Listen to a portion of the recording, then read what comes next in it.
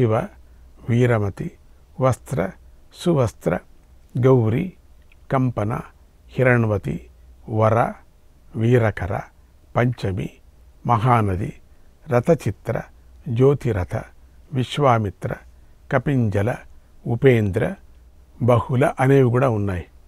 కువీర, అంబువాహిని, వినది, పింజల, వేణ, తుంగవేణ, విదిశ, కృష్ణవేణి, తామ్ర, కపిల, ఖలవు, సువామ, వేదాశ్వ, హరిశ్రావ, మహాపగ, శీఘ్ర, పిచ్చల, భరద్వాజి అనే నదులు కూడా ఉన్నాయి. కౌశికి, శోణ, బాహుద, చంద్రమ, దుర్గ, చిత్రశిల, బ్రహ్మవేద్య, బృహద్వతి, యవాక్ష, రోహి, జంబూనది అనే నదులు కూడా ఉన్నాయి.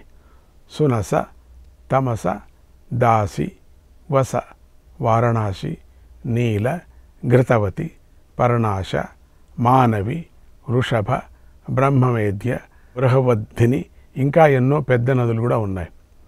సదా నిరామయ, కృష్ణ, మందగ, మందవాహిని, బ్రహ్మణి, మహాగౌరి, దుర్గ, చిత్రోపల, చిత్రరథ అనేవి కూడా ఉన్నాయి.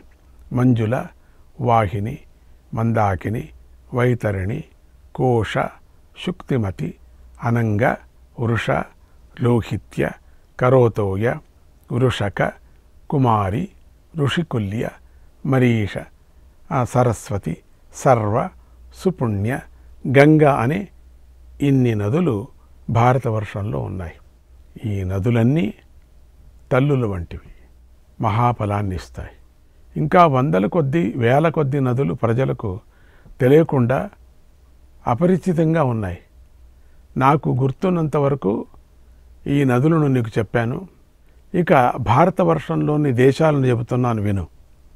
కురు, పాంచాల, శాల్వ, మాద్రేయ, జంగాల, సూరసేన, పులింద, బోధ, మాల, మత్స్య, కుశల్య, శౌశల్య, కుంతి, కాంతి, కోసల, చేది, కురుష, భోజ, సింధు, పులికందక అనే దేశాలు ఉన్నాయి. ఉత్తమాశ్వ, దశార్ణ, మేఖల, ఉత్కల, పంచాల, కోసల, నైకవృష్ట, దురంధర, గోద, మద్ర, కళింగ, కాశీ, అపరకాశి, జఠర అనే దేశాలు కూడా ఉన్నాయి. కుక్కుర, దశార్ణ, కుంతి, అవంతి, అపరకుంతి, గోమంత, మండక, సండ, విదర్భ, రూపవాహిక, అస్మక, పాండురాష్ట్ర, గోపరాష్ట్ర, కరీతి, ఆదిరాజ్య, కుశాద్య, మల్లరాష్ట్ర అనే దేశాలు ఉన్నాయి. వారవాస్య, ఆయవాహ, చక్ర, చక్రాతి, శఖ, విదేహ, మగధ, స్వక్ష, మలజ, విజయ, అంగ, వంగ, కళింగ, రుల్లోమ, మల్ల, సుదేష్ణ, ప్రహ్లాద, మహీక, శశిక, బాహ్లిక అనే దేశాలు కూడా ఉన్నాయి. వాటదాన, అబీర, కాలతోయక, అపరాంత, పరాంత, పంచాల, చర్మమండల, ఆటవీశిఖర, మేరుభూత, ఉపావృత్త, అనుపావృత్త, స్వరాష్ట్ర, కేకేయ, కుందపరాంత అనే దేశాలు కూడా ఉన్నాయి. మహేయ, కక్ష, సాముద్రనిష్కట, ఆంధ్ర, అంతర్గరి, బహిర్గరి, అంగమజల, మగధ, వానవర్జక, సమంతర, వృషవేయ, భార్గవ అనే దేశాలు కూడా ఉన్నాయి. ఇంకా పుండ్ర, బర్గ, కిరాత, సుదృష్ట, యామున, శుక, నిషాద, నిషద, ఆనర్త, నైరుత, దుర్గాల, ప్రతిమత్స్య, కుంతల, కోశల, తీరగ్రహ, శూరసేన అనే దేశాలు కూడా ఉన్నాయి. ఈజిక, కన్యకాగుణ, తిలభార, మసీర, మధుమంత, సుకందక, కాశ్మీర, సింధు, సోవీర, గంధార, దుశ్శక అనే దేశాలు కూడా ఉన్నాయి. అభిసార, ఉలూత, శైవల, బాక్లిక, దార్వి, వానవ, దుర్వ, వాతజ, అమరత, ఉరగ, బహువాద్య, సుధామ అనే దేశాలు కూడా ఉన్నాయి. సుమల్లిక, వద్ర, కరిషక, కుళింద, ఉపత్యక, వనాయ, దశ, పార్శ్వరోమ, కుశబిందు, కచ్చ, గోపాలకక్ష అనే దేశాలు కూడా ఉన్నాయి. జంగాల, కురువర్ణక, కిరాత, బర్బర, సిద్ధ, వైదేహ, తామ్రలిప్త, ఓండ్ర, మలేచ్చ, శైశరీంద్ర, పార్వతీయ అనే దేశాలు కూడా ఉన్నాయి. ఇక దక్షిణ దేశాల గురించి వినం. ద్రావిడ, కేరళ, ప్రాచ్య, భూషిక, వనవాసిక, కర్ణాటక, మహిషక దేశాలు కూడా ఉన్నాయి.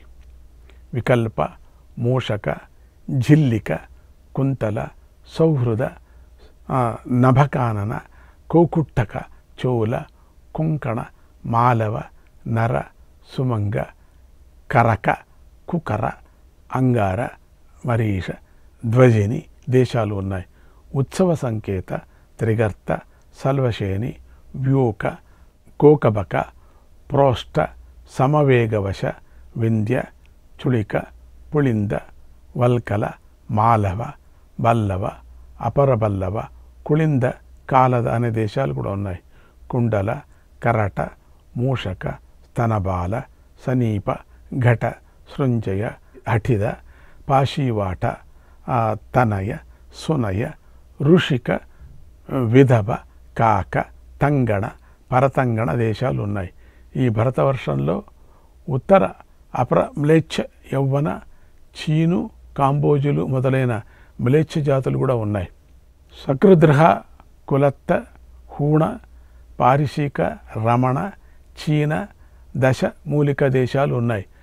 అంటే ఈ చీనా ఇవన్నీ ఏషియా మొత్తం చేరింది అన్నమాట. ఇంకా క్షత్రియ దేశాలు కూడా ఉన్నాయి. వైశ్యులకు, శూద్రులకు సంబంధించిన దేశాలు ఉన్నాయి. ఆభీర, దురద, కాశ్మీర, పశు, కాశీర, అంతచార, పల్లవ, గిరగహ్వర, ఆత్రేయ, భరద్వాజ, స్తనపోషిత, ప్రోషక, కళింగ, కిరాత జాతులకు సంబంధించిన దేశాలు కూడా ఉన్నాయి. తోమర, హన్యమాన, కరంభజక దేశాలు కూడా ఉన్నాయి. ఇవే కాకుండా తూర్పు ఉత్తర దిక్కుల్లో ఎన్నో గ్రామాలు దేశాలు కూడా ఉన్నాయి. రాజులు తమ గుణాలను బలాన్ని బట్టి చక్కగా పరిపాలిస్తే ఈ భూమి కామధేనువై ధర్మ అర్థ కామాలు అనేటువంటి త్రివర్గ మహాఫలాన్ని కూడా ఇస్తుంది. ఈ భూమి కోసమే ధర్మార్థ కోవిదులైనటువంటి రాజులు ధనలోభంతో యుద్ధం చేసి ప్రాణాలను కూడా విడుస్తారు. దేవమానుష కాయానాం కామం భూమిం పరాయణం. ఈ భూమి దేవతలకు, మానవులకు కూడా కోరిన కోరికలను తీరుస్తుంది. మాంసం కోసం కుక్కలు పోట్లాడుకున్నట్లుగా ఈ భూమి కోసం రాజులు యుద్ధం చేసుకుంటూ ఉంటారు. అయినా ఎవరి కోరికలకు తృప్తి కలగటం లేదు పాపం. ఇప్పటికీ ఈ అసంతృప్తితోనే కురు పాండవులు సామభేద దాన దండోపాయాలతో ఈ భూమిని పొందటానికి ప్రయత్నిస్తూ ఉన్నారు. పితా భ్రాత చ పుత్రాశ్చ, పితా భ్రాత చ పుత్రాశ్చ, ఖం దౌశ్చ నరపుంగవ, కం ద్యోశ్చ నరపుంగవ, భూమిర్భవతి భూతానాం, భూమిర్భవతి భూతానాం, సమ్యగ్గచ్చిద్ర దర్శన, సమ్యగ్గచ్చిద్ర దర్శన.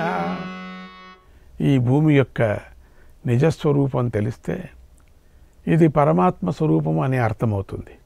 కనుక ఈ భూమియే అందరికీ తండ్రిగా, సోదరుడిగా, పుత్రుడిగా, ఆకాశంగా అందరినీ సుఖపెడుతోంది అన్నాడు సంజయుడు.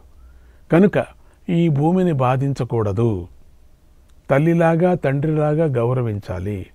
అప్పుడు ఈ భూమియే వరాలను ప్రసాదిస్తుంది. శ్రీకృష్ణాయ పరమాత్మనే నమః. 10వ అధ్యాయం. ధృతరాష్ట్రుడు సంజయుడిని ఇలా అడిగాడు మళ్ళీ, ఓ సంజయ, భారతవర్షంలోని ప్రజలు, హైమావత వర్షంలోని ప్రజలు ఆయు, ప్రమాణము, బలం గురించి చెప్పు. భూత భవిష్యత్తు వర్తమాన కాలంలో శుభాశుభ ఫలాల గురించి తెలుపు. అలాగే హరివర్షం గురించి కూడా చెప్పు అని అడిగాడు. అప్పుడు సంజయుడు ఇలా చెప్పాడు, ఓ రాజా, భారతవర్షంలో కృత, త్రేత, ద్వాపర, కలియుగాలనే 4 యుగాలు ఉన్నాయి. మొదటిది కృతయుగం, రెండవది త్రేతాయుగం, మూడవది ద్వాపరయుగం, 4వది కలియుగం. కృతయుగంలో 4000 సంవత్సరాలు బ్రతుకుతారు. కృతయుగంలో 4000 సంవత్సరాలు. త్రేతాయుగంలో 3000 సంవత్సరాలు బతుకుతారు. ద్వాపరయుగంలో 2000 సంవత్సరాలు బతుకుతారు.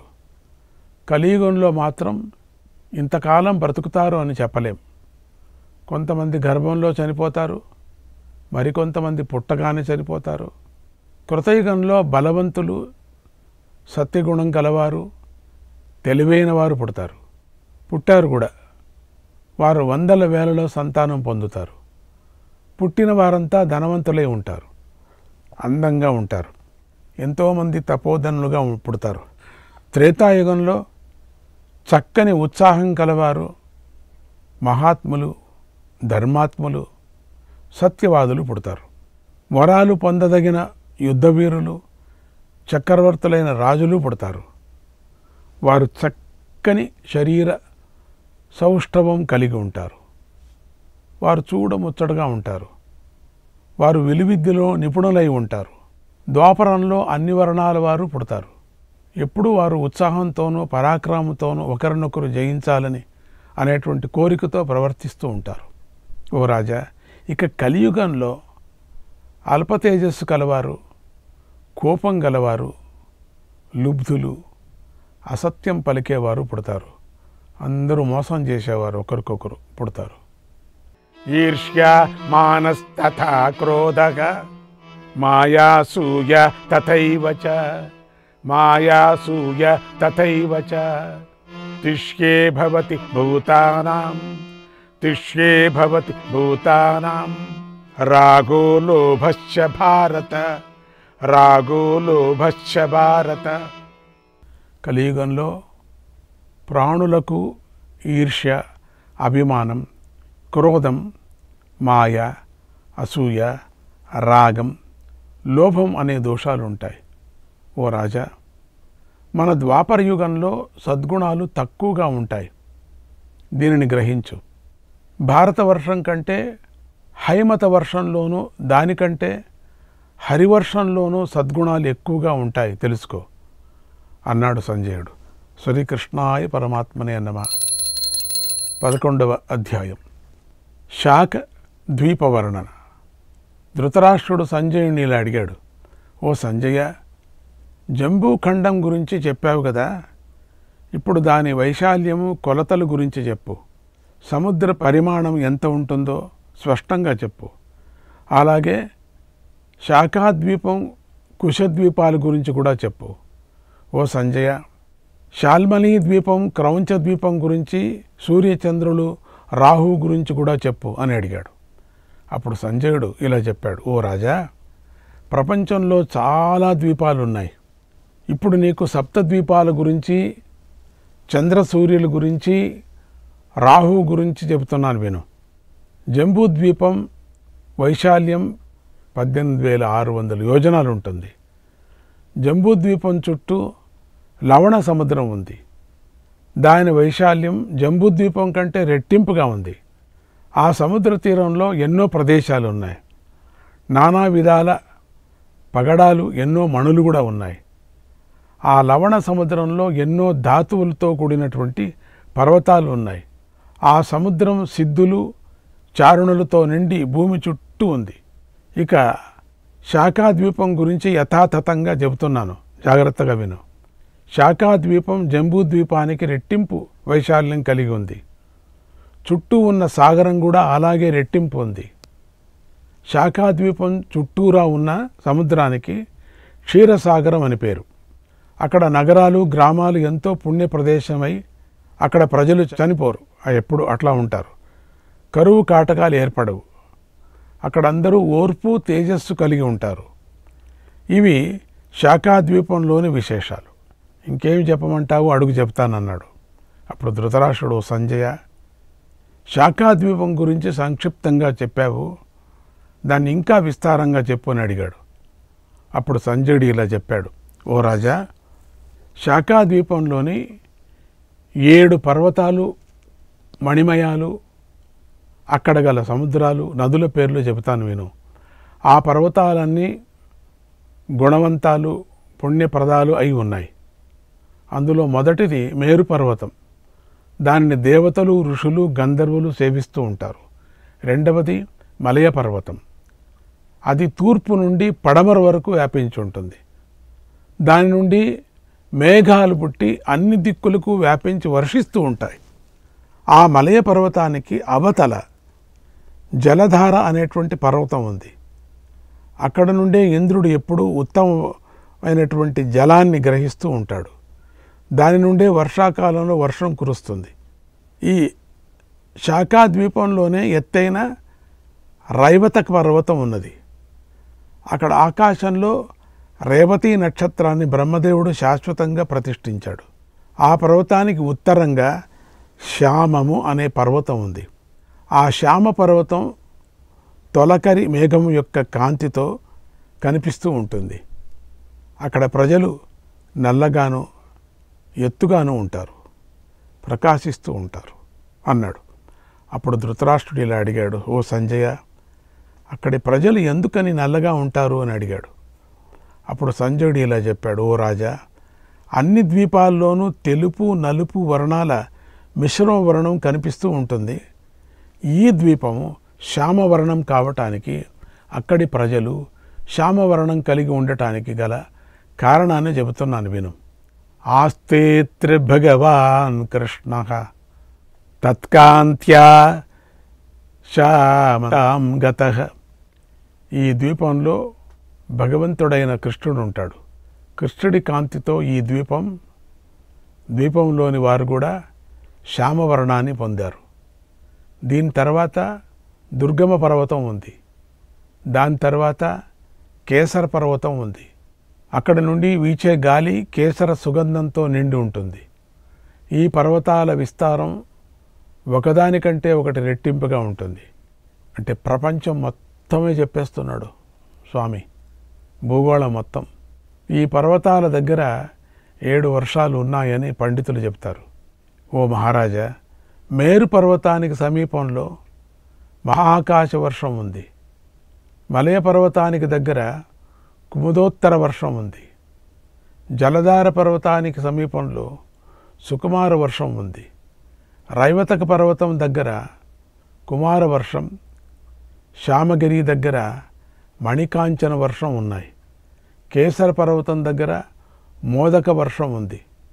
తర్వాత మహాపురుష వర్షం ఉంది. ఆ మహాపురుషం వర్షం ఆ ద్వీపం యొక్క పొడవుతో సమానంగా చుట్టూ ఉంటుంది. దాని మధ్యలో ఒక పెద్ద శాఖా వృక్షం ఉంది. అది జంబూ ద్వీపం లాగానే ఉంటుంది. అక్కడ ప్రజలు ఆ వృక్షాన్ని ఆశ్రయించి ఉంటారు. అక్కడ పుణ్యప్రదమైనటువంటి గ్రామాలు ఉన్నాయి. అక్కడ నివసించే ప్రాంతాలు ఉన్నాయి.